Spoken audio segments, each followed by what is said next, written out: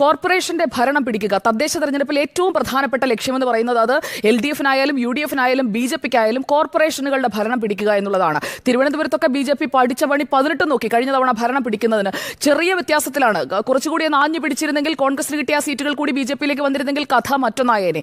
ഇത്തവണ അവർ തിരുവനന്തപുരവും തൃശ്ശൂരും പിടിക്കും എന്നുറപ്പിച്ചാണ് മുന്നോട്ട് പോകുന്നത്. അപ്പോൾ കോൺഗ്രസിന് ഒട്ടും തന്നെ എളുപ്പമല്ല കാര്യങ്ങൾ. തിരുവനന്തപുരത്തും തൃശ്ശൂരിലും LDF വേഴ്സസ് BJP എന്ന രീതിയിലായിരിക്കും ഇക്കുറി മത്സരം എന്നുള്ളത് ഏറെക്കുറെ ഉറപ്പാണ്. കാരണം തൃശ്ശൂരിലെ മേയറുടെ അടക്കം നിലപാട് കണ്ടില്ലേ, ആരാണ് മെച്ചമെന്ന് തെരഞ്ഞെടുപ്പിന് മുൻപ് പറയുന്നു, തെരഞ്ഞെടുപ്പിന് ശേഷം അത് ആവർത്തിക്കുന്നു.